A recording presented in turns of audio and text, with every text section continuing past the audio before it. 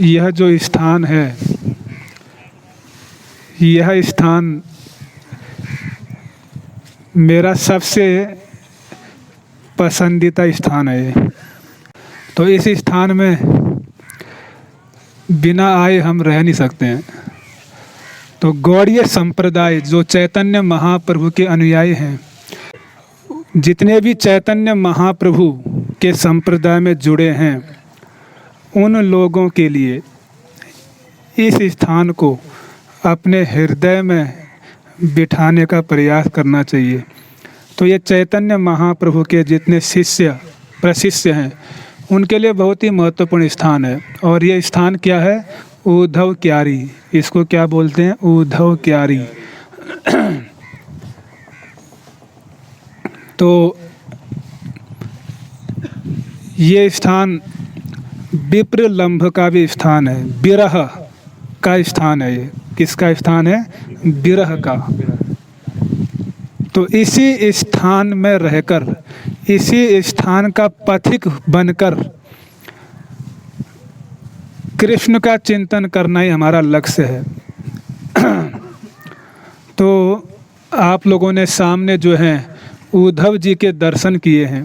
किनका? उद्धव जी। और ठीक पीछे एक कुंड है, इसका नाम है विशाखा कुंड। क्या है? विशाखा कुंड। तो ये वास्तव में विशाखा जी का कुंज है। क्या है? विशाखा जी का कुंज। तो इस विशाखा जी के कुंज में श्रीमती राधा रानी और कृष्ण अपनी दिव्य लीलाएं संपन्न करते थे। तो बहुत ही महत्वपूर्ण स्थान। यहाँ भगवान श्री कृष्ण रास आदि लीला संपन्न करते थे। तो ये धामवासी, इसलिए चिंता मत करो, ये कुत्ता बहुत हमसे ऊंचा है। ऐसे स्थान पर इसका जन्म हुआ है जहाँ पर उद्धव जी भी जन्म लेने की कामना करते हैं। तो उस स्थान में इस कुत्ते का भी जन्म हुआ है। सोचिए आप, तो हमसे बहुत श्रेष्ठ है। इसलिए घृणा नहीं करना। ये दिल्ली का कुत्ता नहीं है, ये ब्रज का, ब्रज में भी उद्धव क्यारी का कुत्ता है। आ रहा समझ में? तो कहाँ से शुरू करें, क्या समझाएं, कुछ समझ ही नहीं आता है। यहाँ का ऐसा भाव है, ऐसे विचार हैं, ऐसी लीलाएं हैं कि क्या छोड़ें और क्या ना छोड़ें, कुछ समझ नहीं आता है। लेकिन तब भी उद्धव जी का स्मरण करते हुए कुछ बहुत यहाँ की महिमा आप लोगों को बताने का प्रयास करेंगे। तो प्रसाद भी यहीं पर होगा प्रभु जी। तो जब तक प्रसाद आता तब तक यहाँ की कथा आप लोगों को श्रवण कराएंगे। तो उद्धव जी के विषय में वर्णन किया गया कि वृष्णिवंशी प्रवरो मंत्री कृष्णस्य दयिता सखा शिष्यो साक्षात बृहस्पति उद्धवो बुद्धिसत्तमः। वृष्णिवंशी प्रवरो मंत्री, वृष्णिवंशी के मंत्री हैं उद्धव जी, और कृष्णस्य दयिता सखा, कृष्ण के सबसे प्रियतम मित्र सखा हैं। और शिष्यो साक्षात बृहस्पति, साक्षात बृहस्पति के शिष्य हैं। जो देवताओं के गुरु बृहस्पति, उनके शिष्य हैं उद्धव जी। उद्धवो बुद्धि सत्तमः, और परम बुद्धिमान हैं। इनकी बुद्धि, इनका ज्ञान हिमालय पर्वत के समान है, विशाल। ऐसे ज्ञानी थे उद्धव। और भगवान श्री कृष्ण ने उद्धव के प्रति एक वचन कहा। क्या वचन कहा? कि मुझे लक्ष्मी जी उतनी प्रिय नहीं हैं, संकर्षण जी उतने प्रिय नहीं हैं जितने हे उद्धव आप मुझे प्रिय हो। आप मेरे सर्वश्रेष्ठ भक्त हो। भगवान श्री कृष्ण ने किसी को भी सर्वश्रेष्ठ भक्त नहीं कहा। केवल उद्धव जी ही एकमात्र ऐसे भक्त हैं जिनको भगवान ने अपने मुख से क्या बोला कि आप मेरे सर्वश्रेष्ठ भक्त हो। यहाँ तक बोल दिया कि आपकी आत्मा और मेरी आत्मा में कोई अंतर नहीं है। तो उद्धव जी के प्रति भगवान का इतना प्रेम बहुत श्रेष्ठ कृष्ण को बुद्धि देते हैं, कृष्ण को सुझाव भी देते हैं कि हे कृष्ण, आपको अब ऐसा करना चाहिए, ऐसा नहीं करना चाहिए। तो कितने श्रेष्ठ भक्त होंगे उद्धव। तो ऐसे उद्धव क्यारी। तो भगवान श्री कृष्ण बलराम जब नंद गांव से मथुरा की ओर जा रहे हैं, अक्रूर जी उनको मथुरा ले जाते हैं और इस स्थान तक, जिस स्थान में आप बैठे हो, इस स्थान तक गोपियाँ उस रथ का पीछा करते करते आती है और यहाँ पर आकर वो मूर्छित होकर गिर जाती है। और भगवान कृष्ण गोपियों को सांत्वना देते हैं कि मैं परसों लौट के आऊँगा। ये वचन देके यहाँ से मथुरा की ओर निकल पड़ते हैं और ब्रज की गोपियाँ, श्रीमती राधा रानी, सभी लोग इसी स्थान में विरह व्याकुल होकर कृष्ण कब मथुरा से लौटेंगे, कृष्ण के इंतजार में इसी स्थान में निवास करती है। और यहाँ से गोपियाँ कभी घर वापस नहीं जाती हैं। तो जहाँ तक रथ कृष्ण का रथ के पीछे पीछे आए, उसी स्थान, ये वो स्थान है। यहाँ से कृष्ण गोपियों को छोड़कर मथुरा चले गए और गोपियाँ इसी स्थान में रह गई और कभी वापस घर नहीं लौटी। तो ये विरह का स्थान, कृष्ण के विरह में रात दिन विरह व्याकुल होती थी। और इस स्थान में जब भगवान कृष्ण इस ब्रज भूमि को छोड़े, इस नंद गांव को छोड़े, तो ब्रज में जितने भी वृक्ष हैं उन्होंने फल देना बंद कर दिया, गायों ने दूध देना बंद कर दिया और पुष्प नहीं खिलते हैं। क्यों? क्योंकि कृष्ण के बिना सब कृष्ण के विरह में व्याकुल हैं और सब पूरा ब्रज सूना सूना लगता है। नंद यशोदा इतना रो चुके हैं कृष्ण के विरह में कि उनके आँखों से आंसू नहीं आते अब। तो ऐसी उनकी दशा हो गई। तो जिन ब्रजवासियों को कृष्ण प्राणों से ज़्यादा प्रिय थे, ऐसे श्याम सुंदर कृष्ण अपने प्राणों से प्रिय जनों को छोड़कर मथुरा चले गए। और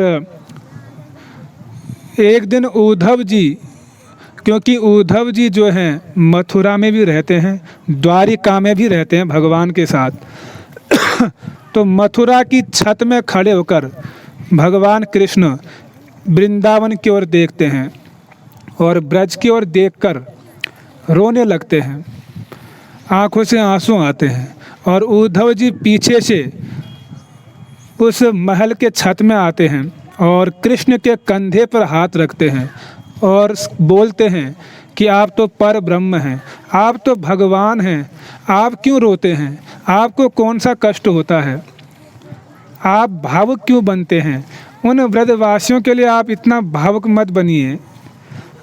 इस प्रकार उद्धव जी ज्ञान प्रदान करते हैं, ज्ञानी भक्त हैं, ज्ञान है उनके अंदर।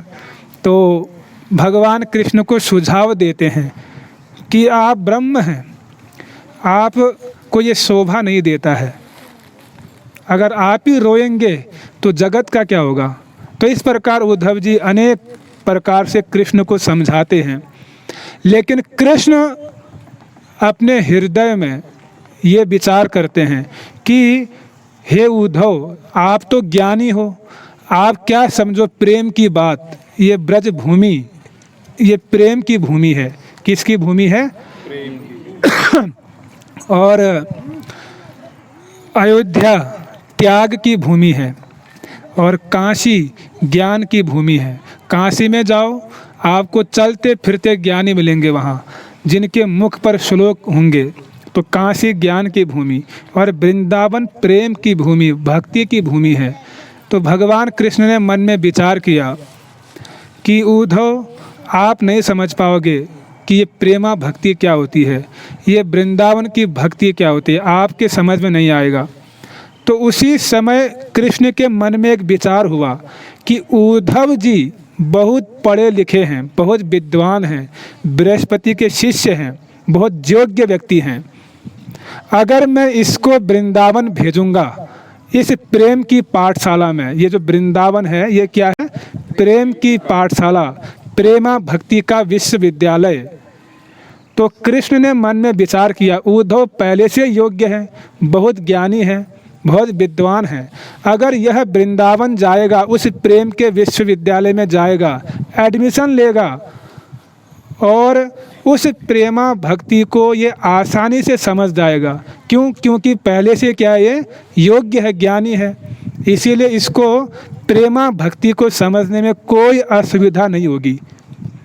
तो इसीलिए भगवान कृष्ण ने उद्धव जी को दूत बनाकर ब्रज में भेजा कि जाओ उद्धव, गोपियों को जो है सांत्वना देकर आओ, मेरे माता पिता को सांत्वना देकर आओ। तो अंदर से क्या भाव कि जा तो रहे हो गुरु बनकर। कृष्ण का क्या भाव? उद्धव जी आप जाते रहे हो गुरु बनकर, लेकिन कहीं वहाँ शिष्य मत बन जाना। क्या मत बन जाना? शिष्य मत बन जाना। तो वास्तव में उद्धव जी हिमालय पर्वत के समान ज्ञान को धारण करके ब्रज की ओर आ रहे हैं, और ब्रज में आकर सबसे पहले नंद और यशोदा जी के घर में पहुंचते हैं। और नंद महाराज ने उद्धव का स्वागत किया, और स्वागत करते समय उद्धव जी को कहा कि मेरे प्रिय मित्र वसुदेव और देवकी कैसे हैं? वसुदेव और देवकी कुशल तो हैं? ये प्रश्न किया। तो यहाँ पर आचार्य लोग प्रश्न उठाते हैं कि नंद महाराज को कृष्ण से इतना विरह हो रहा था, इतना प्रेम था, उन्होंने सबसे पहले कृष्ण का कुशल ना पूछकर देवकी और वसुदेव की कुशलता क्यों पूछी? ये प्रश्न किया गया। तो आचार्य बतलाते हैं कि वास्तव में अगर नंद महाराज पहले कृष्ण की कुशलता पूछते तो वो आगे बोल ही नहीं पाते, मूर्छित होकर गिर पड़ते, फिर वार्तालाप आगे हो ही नहीं पाती। उन्होंने अपने आप को रोक कर देवकी और वसुदेव की कुशलता पूछी, और इस प्रकार जैसे कृष्ण की कुशलता पूछी तो आंखों से आंसू बहने लगे और मूर्छित होकर गिर पड़े। तो उद्धव जी कुछ नहीं समझ पाए कि अब क्या बोलूं, क्या समझाऊं इनको। हे नंद महाराज, आप बड़े भाग्यशाली हैं, आप बहुत भाग्यशाली कि आपके घर में पूर्ण ब्रह्म सनातनम साक्षात भगवान नारायण का जन्म हुआ। आप बहुत भाग्यशाली, फिर आप रोते क्यों हो? आप तो भाग्यशाली हो, आपको रोना नहीं चाहिए। ये कौन कह रहे हैं? उद्धव जी कह रहे हैं। अब किसी का लड़का घर को छोड़कर दूर देश चला जाए और कभी लौट के ना आए, और आप उसके घर में गए और उसको बोले आप बहुत भाग्यशाली हो, आपका पुत्र कहाँ है? दूर देश में है, तो कैसा लगेगा? अच्छा नहीं लगेगा। जब वो घर ही नहीं आता है तो क्या फ़ायदा उसका? मतलब उद्धव जैसे श्रेष्ठ भक्त भी ब्रज में क्या बोलना चाहिए, क्या सेवा करनी चाहिए, वो भी फेल हो जाते हैं, वो भी सेवा नहीं कर पाते। कि उस समय नंद महाराज को क्या बोलना चाहिए था उनको नहीं समझ में आता। उन्होंने ऐसा ही किया जैसे कोई व्यक्ति बहुत बीमार है, बिल्कुल दर्द से करा रहा है, रो रहा है, एकदम चारपाई में लेटा हुआ है, और आप भक्त हैं, चलो भाई कुशल पूछने जाते हैं कैसे हैं हमारे प्रभु जी, और गए आप उसके पास। प्रभु जी कोई बात नहीं, ये तो होता ही रहता है दर्द, ये पिछले जन्मों के कर्मों का फल है। तो कैसा लगेगा उसको? अच्छा लगेगा? भले ही पिछले जन्मों के कर्मों का फल है, वो सच्चाई है, लेकिन शिष्टाचार क्या? कोई बात नहीं प्रभु जी, आप ठीक हो जाएंगे, हम प्रार्थना करेंगे भगवान से। एक मर्यादा होती है, एक भाषा होती है। आ रहा समझ में?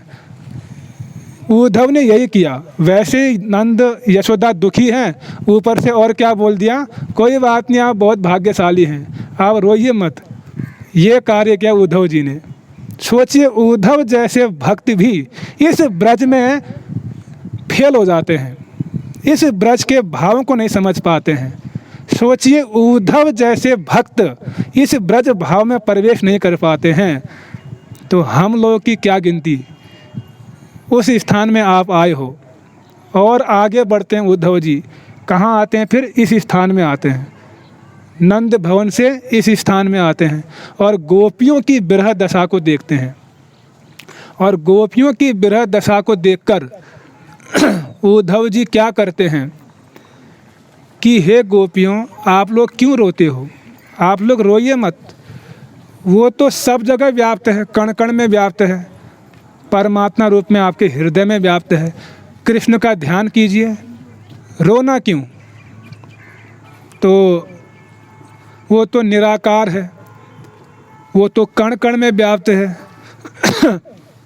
तब गोपियाँ कहती हैं, निर्गुण कौन देश को वासी, कि हे उद्धव आप ये बताइए कि आपका जो ब्रह्म है उसका कैसा रूप है, कहाँ रहता है वो, क्या खाता है, क्या वो चलता भी है, क्या वो खेलता भी है, क्या वो प्रेम भी करता है। तो ऐसा गोपियों ने उद्धव को कहा। और फिर उद्धव जी ने कहा आप लोग ध्यान कीजिए, योग कीजिए। तब गोपियाँ क्या कहती हैं, उद्धव मन भयो 10-20 एक हूँ सो गयो श्याम संग, कि हे उद्धव हमारे मन एक ही है, वो भी किसके साथ चला गया? श्याम सुंदर के साथ।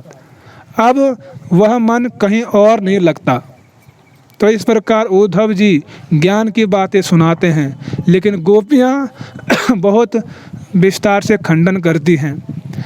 सूरदास जी ने बहुत विस्तार से इस स्थान का वर्णन किया है, उद्धव जी का और गोपियों के संवाद का। और रूप गोस्वामी जी ने भी उद्धव संदेश में बहुत सुंदर रूप से गोपियों का और उद्धव का वर्णन किया है। तो अंत में जो इस वृंदावन की जो प्रेम का विश्वविद्यालय है, इसकी जो प्रिंसिपल है वो कौन है? श्रीमती राधा रानी। कौन है? श्रीमती राधा रानी। तो राधा रानी से उद्धव की भेंट होती है इसी स्थान पर। और भ्रमर गीत, श्रीमद् भागवतम में जो भ्रमर गीत है वो भी इसी स्थान में हुआ था। और उद्धव जी ने राधिका जी के विरह को देखा। एक भ्रमर को कृष्ण समझकर या कृष्ण का दूत समझकर कभी उसको उल्हाना देती है, कभी उससे प्रेम से बात करती है, कभी उसको डांटती है। तो इस प्रकार दिव्य उन्माद प्रेम के विकार प्रकट करती है। तो उद्धव जी इस दृश्य को देखते हैं राधिका जी के, बड़े आश्चर्यचकित हो जाते हैं। और उद्धव जी राधिका जी से कहते हैं कि आप चिंता मत कीजिए, आपका कृष्ण मथुरा में राजा बन गया है। क्या बन गया है? राजा। और 56 व्यंजन भी खाता है और कुब्जा को भी स्वीकार कर लिया है। इसलिए आप लोग चिंता मत कीजिए, वह शांति से रह रहा है। आप लोग क्यों चिंतित होते हो? अपने घर जाइए, आराम से रहिए। तब राधा रानी क्या कहती है कि हम उस कृष्ण को नहीं जानते हैं। किस कृष्ण को? जो मथुरा का राजा बन गया है। हमारे कन्हैया यशोदा के लाला, वो देवकी नंदन कोई और होगा। हमारे कन्हैया तो यशोदा नंदन है, वो देवकी नंदन को तो हम नहीं जानते हैं। हमारे कन्हैया ब्रज के दुलारे, वो मथुरा का राजा कोई और होगा। वो मथुरा का राजा हम नहीं जानते हैं, वो तो कोई और होगा। हमारे कन्हैया तो माखन चुराते हैं, वो व्यंजन का भूखा कोई और होगा। तो इस प्रकार राधा रानी उद्धव के प्रति ऐसे वचन कहती हैं। तो अंत में श्रीमती राधा रानी ने उद्धव से प्रश्न किया कि हे उद्धव, आपका ज्ञान बहुत ऊंचा है, हिमालय पर्वत के समान ऊंचा है और बृहस्पति के शिष्य भी हो। हमारे एक प्रश्न का उत्तर दीजिए कि हम लोगों ने कृष्ण से निस्वार्थ प्रेम किया था, निस्वार्थ प्रेम, फिर भी वह प्रेम टूट कैसे गया? और कृष्ण हमको छोड़ के मथुरा क्यों चले गए? हम तो कृष्ण से निस्वार्थ प्रेम करती थी। श्याम गति श्याम मति, श्याम ही है प्राणपति, श्याम तन श्याम मन, श्याम ही हमारो धन। सब कुछ श्याम सुंदर थे, उनके लिए हमने लोक धर्म, कुल धर्म, आर्य धर्म सब कुछ छोड़ दिया। वेदों का धर्म भी छोड़ दिया। वेदों में क्या धर्म है कि मर्यादा में रहना चाहिए, पतिव्रता रहना चाहिए, वेद सिखाते हैं, लेकिन वेदों की वाणी का भी उल्लंघन कर दिया हमने। तो फिर भी कृष्ण हमको छोड़ के मथुरा क्यों चले गए? तो उद्धव जी जो हैं अपने सिर को खुदलाने लग गए कि ये क्या प्रश्न कर दिया। पहली बार उद्धव इस स्थान में राधिका जी के प्रश्न को उत्तर नहीं दे पाए, निरुत्तर हो गए। और इस प्रकार उनका एडमिशन नहीं हो पाया प्रेम के विश्वविद्यालय में, क्योंकि जो प्रिंसिपल है श्रीमती राधा रानी है, उन्होंने इंटरव्यू लिया। क्या लिया? इंटरव्यू। देखते हैं कितना योग्य है। इंटरव्यू में बाहर हो गए। कौन? उद्धव जी। प्रश्न का उत्तर नहीं दे पाए, बाहर हो गए। और इस प्रकार उद्धव जी बड़ी सुंदर प्रार्थना करते हैं। श्रीमद् भागवतम में वर्णन आता है कि कामनाएं करते रह जाते हैं, इच्छा करते हैं। क्या इच्छा करते हैं? आसाम महो चरण रेणु जुसाम हम श्याम, वृंदावनम किमपि गुलमलतो सधीनाम, या दुस्तज्यम स्वजनम आर्यपथम चहित्वा, भेजुर्मुकुंद पदयम श्रुतिभीर्य मृग्याम। आसाम महो चरण रेणु जुसाम हम श्याम, कि मेरी जन्म जन्मांतर में एक ही आशा है कि मैं इस ब्रज भूमि में क्या बन जाऊं? घास, गुल्म, लता, औषधि बन जाऊं, घास का तिनका बन जाऊं। क्यों बनना चाहता हूं घास? क्योंकि ऐसी ब्रज की गोपियां जिन्होंने कृष्ण के लिए सर्वस्व त्याग दिया, ऐसी गोपियां जब इस ब्रज भूमि में चलेंगी और उनके चरण कमल जब मेरे मस्तक पर पड़ेंगे, तब मैं अपने आप को धन्य समझूंगा, तब मैं इस ब्रज की प्रेमा भक्ति को कहीं समझने योग्य बन पाऊंगा, तब मैं इस प्रेम की पाठशाला में एडमिशन ले पाऊंगा। इसी भावना से मैं इस ब्रज में घास बनना चाहता हूँ। आज भी उद्धव जी उद्धव कुंड में घास बनकर तपस्या कर रहे हैं, इस ब्रज भाव को पाने की आशा में। सोचिए, इस ब्रज की प्रेमा भक्ति को पाने के लिए उद्धव जैसे श्रेष्ठ भक्त क्या बन गए? घास बन गए। जिनका ज्ञान हिमालय पर्वत के समान था, वो ज्ञान इस ब्रज रूपी प्रेम सागर में डूब गया, लुप्त हो गया, पता नहीं चला कहाँ चला गया, और घास बन के रह गए। एक रूप में घास बन गए और दूसरे रूप में वापस मथुरा गए। और ऐसे ब्रह्मा जी पत्थर बन गए, नहीं मिला ब्रज भाव। शिव जी चौकीदार बन गए वृंदावन में, उनको भी ये ब्रज भाव नहीं मिला। लक्ष्मी जी बेलवन में तपस्या करती हैं, उनको भी ये ब्रज भाव नहीं मिला। ऐसे बड़े बड़े जो भगवान के भक्त हैं, उनको भी इस ब्रज भाव में अधिकार प्राप्त नहीं हो पाया। तो हम जैसे जो मरणशील जीव हैं, फिर क्या सोच सकते हैं? कोई होप ही नहीं है। आ रहा समझ में? लेकिन चैतन्य महाप्रभु की कृपा से उम्मीद है। चैतन्य महाप्रभु के जो अनुयायी हैं, रूप गोस्वामी और षड गोस्वामी और हमारे आचार्य, यदि उनकी कृपा हो जाए तो हम इस ब्रज भाव में प्रवेश कर सकते हैं। करना चाहते हैं आप लोग प्रवेश? जी प्रभु जी। कितने लोग चाहते हैं करना? सभी चाहते हैं। इस ब्रज रूपी प्रेम सागर में सब डूबना चाहते हैं। चिंता मत करो, मरोगे नहीं, आनंद मिलेगा। क्या मिलेगा? आनंद। ब्रज रूपी प्रेम सागर में डूबोगे तो आनंद मिलेगा। अभी हम कहाँ डूब रहे हैं? भव सागर में। किस में? भव सागर। या तो भव सागर में डूबो या इस ब्रज रूपी प्रेम सागर में डूबो। भव सागर में डूबने से क्या होता है? कष्ट मिलता है। भव मतलब रोग, दुख, सागर, दुखों के समुद्र में हम लोग डुबकी मारते हैं और समुद्र में अनंत लहरें उत्पन्न होती रहती हैं, कई प्रकार की लहरें। एक लहर आती है, फिर दूसरी आती है, फिर तीसरी आती है, कोई गिनती नहीं, कोई कभी ख़त्म नहीं होने वाला। कोई लहर बहुत ऊंची होती है, कोई बहुत छोटी होती है, तो लहरों का कोई अंत नहीं। उसी प्रकार इस भाव समुद्र में दुख रूपी लहरों का कोई अंत नहीं। एक दुख खत्म, फिर दूसरा दुख शुरू, तो अनंत दुखों की लहरें इस भव समुद्र में आती हैं और जिसमें हम गोता लगाते रहते हैं। तो ब्रज रूपी प्रेम सागर में हमको गोता लगाना है। कहाँ लगाना है? ब्रज रूपी प्रेम सागर में। तभी हम आनंदित हो पाएंगे, तभी हम सुखी हो पाएंगे। लेकिन उद्धव जैसे भक्त भी इस ब्रज प्रेम सागर में डुबकी मारना चाहते हैं, लेकिन घास बन के रह गए। आज भी तपस्या में रहते हैं। तो सोचिए, इतना ऊंचा प्रेम है, इतनी ऊंची भक्ति है ये ब्रज की। तो ऐसे ही जो है, काम चलाओ भक्ति करने से नहीं मिलने वाला ये प्रेम। उसके लिए क्या करना पड़ेगा? थोड़ा बहुत प्रयास करना पड़ेगा। आया समझ में आप लोगों को? बहुत ऊंचा स्थान है ये।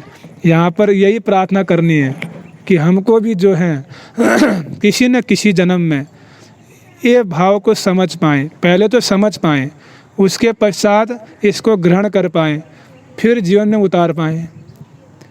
कई जन्म तो इसको समझने में लग जाएगा, कैसा भाव है ये, फिर उसको जीवन में लाने में।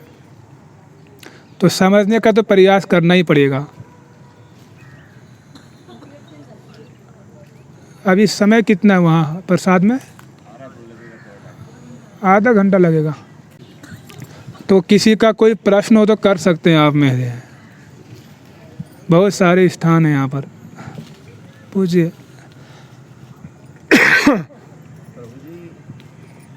यहाँ से मथुरा की दूरी अधिक तो नहीं थी, तो कोई ऐसी रुकावट थी उनको वहाँ जाने में कि वहाँ जा नहीं सकती? ये बहुत ही अच्छा प्रश्न है, इनके लिए तालियां बजाइए आप लोग। बहुत बढ़िया प्रश्न किया, हमको एक नई सिद्धांत इन्होंने याद दिला दिया। प्रभु जी का प्रश्न है कि वृंदावन और मथुरा की दूराई ज़्यादा नहीं है, तब भी ब्रजवासी या गोपियाँ क्यों नहीं मथुरा चली गई कृष्ण से मिलने के लिए? इतना ही विरह था तो मथुरा चली जाती, और कृष्ण को भी इतना ही विरह था तो क्यों न वृंदावन आ जाते बीच बीच में। बहुत सुंदर प्रश्न, ये आचार्य ये प्रश्न उठाए हैं। ऐसा प्रश्न हमारे आचार्य उठाए हैं। इसके कई रीज़न बताते हैं वो।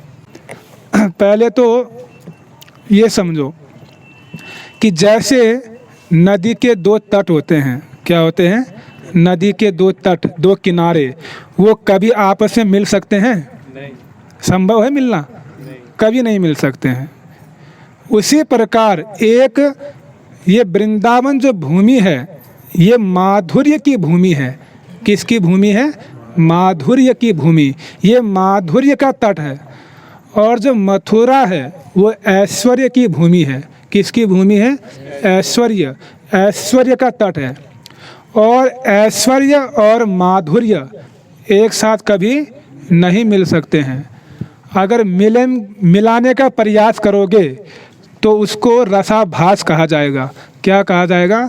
रसाभास। भक्ति रसामृत सिंधु में रूप गोस्वामी ने ये शब्द व्यवहार किया, रसाभास। यानी दूध के साथ नींबू नहीं मिलाया जा सकता। दूध और नींबू का जूस एक साथ नहीं मिलाया जाएगा। अगर मिला दोगे तो क्या हो जाएगा? फट जाएगा, पनीर बन जाएगा। वो रसाभास हो गया, वो मैच नहीं करेगा। इसीलिए जो है ये ब्रज भूमि क्या है? माधुर्य की भूमि, और मथुरा ऐश्वर्य की भूमि। तो यहाँ के जो परिकर, यहाँ के जो भक्त हैं वो भी क्या है? माधुर्य। और मथुरा के क्या है? ऐश्वर्य युक्त भक्त हैं। तो दोनों आपस में नहीं मिल सकते हैं।